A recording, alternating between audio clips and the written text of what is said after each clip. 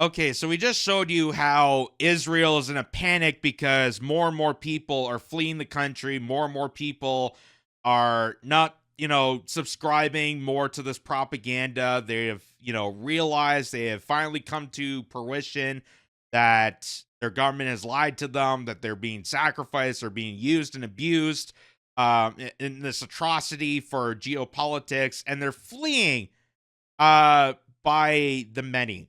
And they're in panic right now, especially the younger demographic that they could, try to build up for more IDF soldiers to go against Palestinians. They're petrified that more and more people are going to leave the country and the country is eventually going to collapse, which is already on the verge of this. So now they have to bring out the big guns. They really have to bring out someone with the poise and expertise to lie to people, to think that there's still a chance, there's still hope that we can brainwash and manipulate children into coming to the dark side. The more you talk about this, it really does sound like a Star Wars tale. I'm just saying. So they have to bring on Hillary Clinton to comment on this. That's right. Queen of the warmongers herself is back. Because who else is better qualified to lie to people into war other than George W. Bush? But, when they asked him, they caught him in a bad moment because his hand was stuck in a jar of finger paint. So they got the next best option, which is Hillary Clinton here. And she's on this panel. Again, another Jewish Zionist panel because there's never enough. It says Hillary Clinton blames TikTok and totally made up videos of young people's views on Israel and Palestine. Totally made up. That's what she's claiming. She says social media influence not just the usual suspects, but also young Jewish Americans who don't know the history and don't understand. Yes, I love that the woman who coined the phrase super predators directed at black people, especially young black people, so we can mass incarcerate them, is going to be the educator in this. Oh, young people don't understand their history. So here, I'm going to lecture you about what you're supposed to believe, because that's what a good grandmother I am. That's what a good mother does, right? You just lecture them about baseless lies so that you and your cohorts, your criminal buddies, can get off scot-free and laugh yourself to the bank while more and more people die in vain. That's what good people do, right? That's what a good person does, right? We came, we saw, he died. Oh, well, here's what she says. That our students, smart, well-educated young people from our own country, from around the world, where were they getting their information? They were getting their information from social media, particularly TikTok. That is where they were learning about what happened on October 7th, what happened in the days, weeks, and months to follow. That's a serious problem. It's a serious problem for democracy, whether it's a serious problem. It's a serious problem that people are going to social media and watching people who did the research and then bringing evidence to back their claims, to back their arguments, and actually do better reporting than most people do in traditional journalism. It's a problem. It's a threat to democracy. There's not enough brain-dead people watching MSNBC or whatever it's called now. Multiple sclerosis now. There's not enough brain-dead, drooling idiots that are watching cable news. That's a problem. They're going on to TikTok and watching these podcasters show them real-time evidence and backing their arguments. Holy crap. Why would people be interested in that?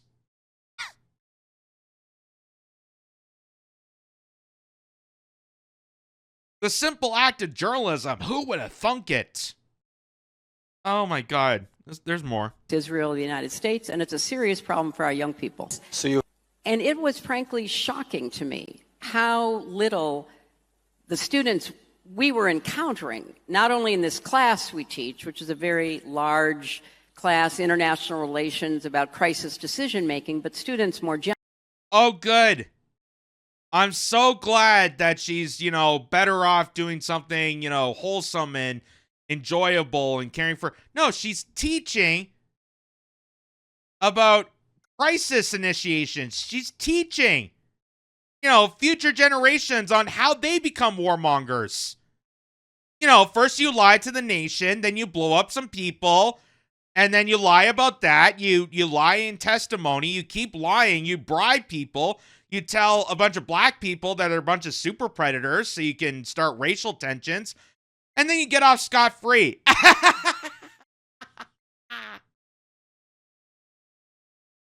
Wow. You would think after losing, how many times she ran for president? How many times she ran to keep a stranglehold on power, and she lost every time because people know how disgusting she is? You'd think she would just take the time to retire. She's got a nice state somewhere in New York, I think. Her and Bill can just live a normal life, tend a garden, care for your grandkids. I don't know. Do what Georgie does. Do some finger painting. Finger paint all the soldiers that you killed based on the lie. No, she's teaching at a university how to get younger kids involved in becoming war criminals themselves. Good God. Good God. How just loathing that sounds. And, I'm trying to say this on the defense of her, that you should not be involved in that. You can't be in the public light anymore. You've already ruined what little reputation you've already ruined. So why are you still doing this? Why are you still going on and pretending that people still give a damn about you? Just go off, enjoy your life, enjoy retirement, do something productive. God knows we cannot have someone like this teaching young kids about how to be future war criminals. Oh, it's a crisis decision. How we, manufacture war and we go and slaughter the democratically elected leaders in Middle Eastern countries and extract their resources. We came, we saw, he died. Muammar Gaddafi, he was just such an evil guy because, God forbid, Libya, the once Beverly Hills of the Middle East, we got to turn that into a sex slave dungeon cult. That's what makes Middle Eastern countries so better. So off.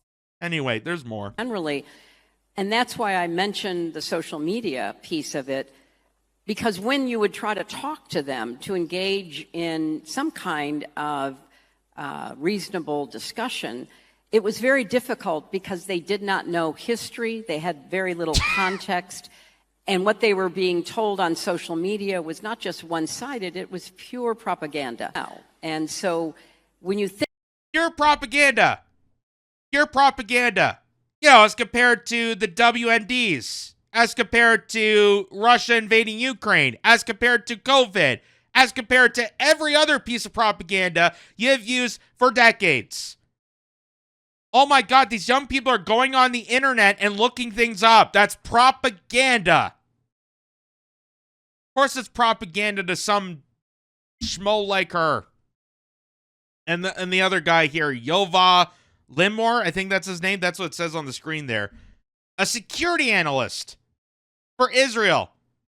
A security analyst for a foreign country is interviewing Hillary Clinton and talking about how we need to propagandize and brainwash. How do we mind control American kids into supporting and praising a foreign nation in their efforts of genociding another country?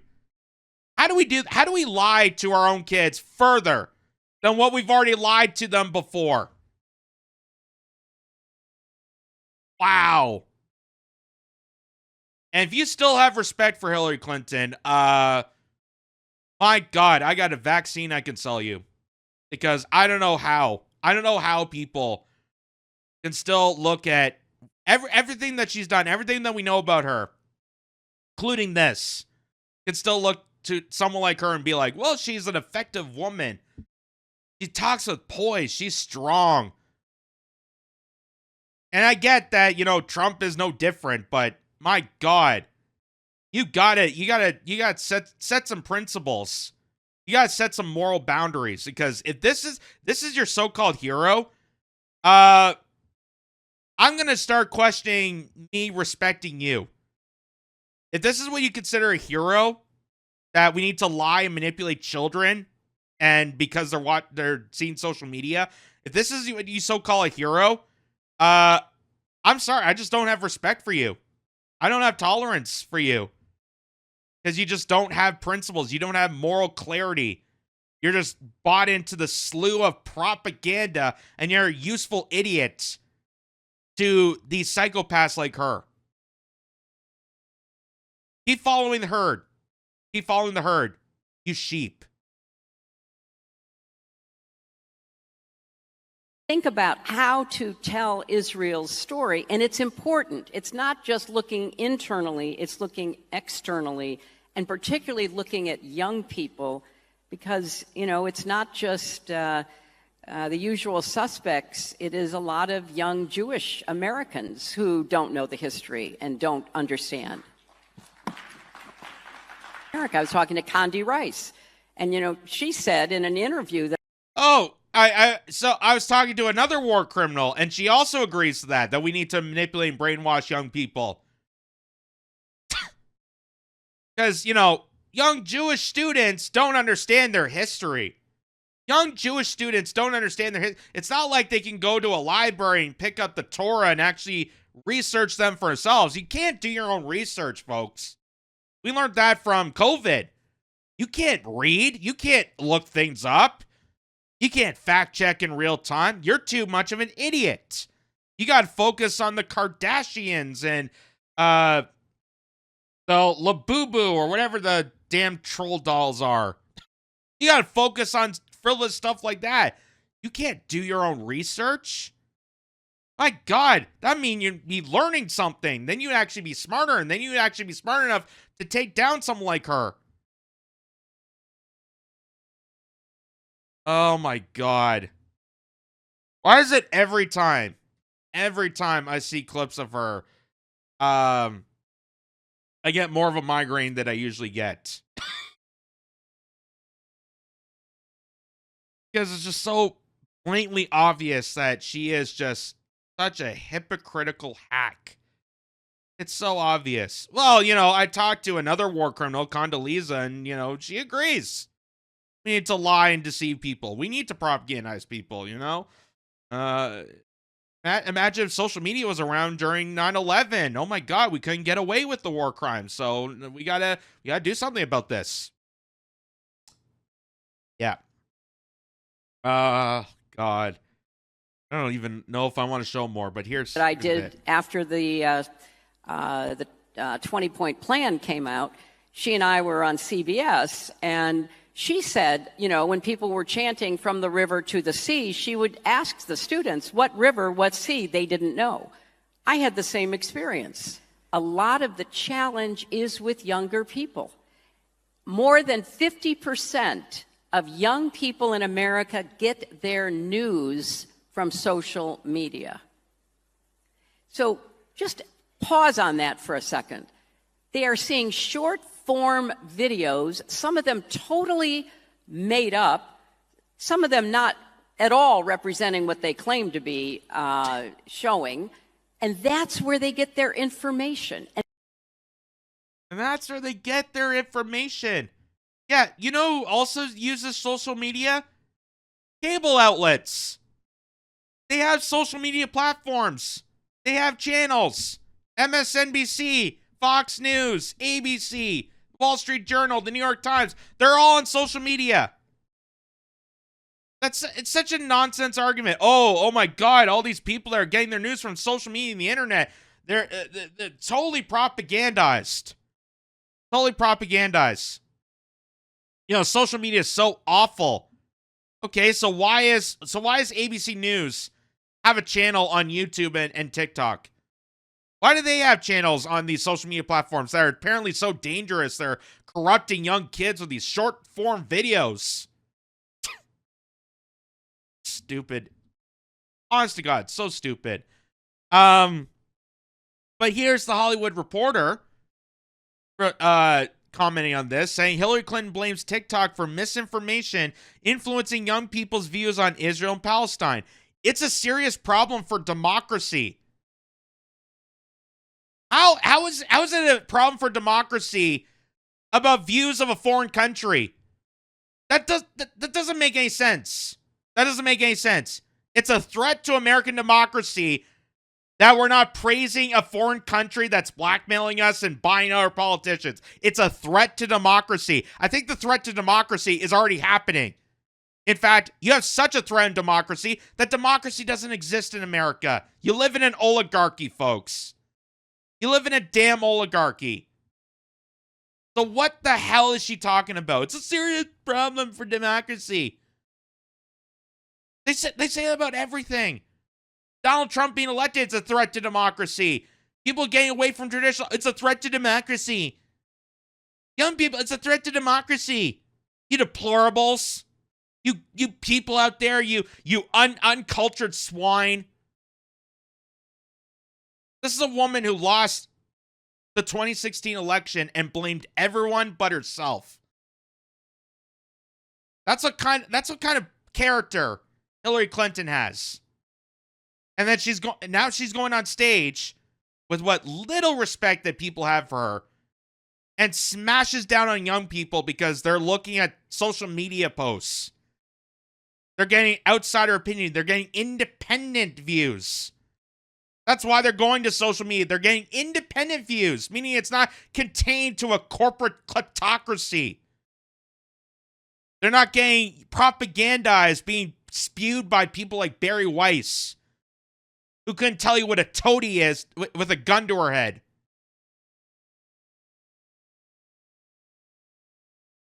It's a serious problem for our young people, she says. God's sakes. And let me just remind people, it was just last year that Hillary Clinton said the quiet part out loud. And this is why she's doing this, because, hey, if we don't take control of social media, we lose all control. Meaning that the globalists, mean the neoliberal, the scumbags, the true criminal psychopaths that run the entire planet, if we do not deceive the plebes and the peasants and we keep them in the dark, if they become knowledgeable, if they get acknowledged to understand our wrongdoings, we don't have control over those people.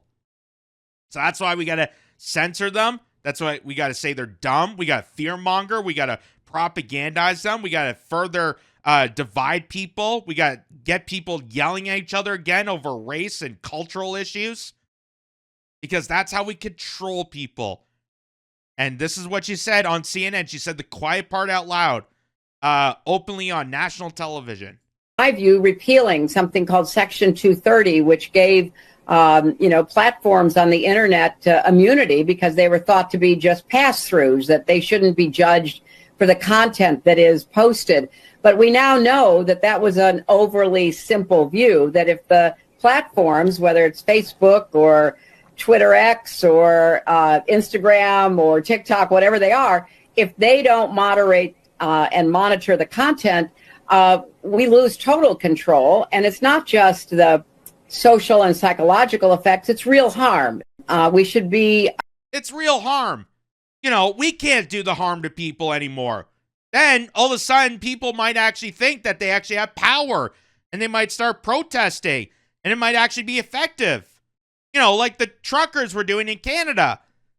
Then the real guns have to come out. Then we got to start, debanking people and demonizing people and attacking our own citizens.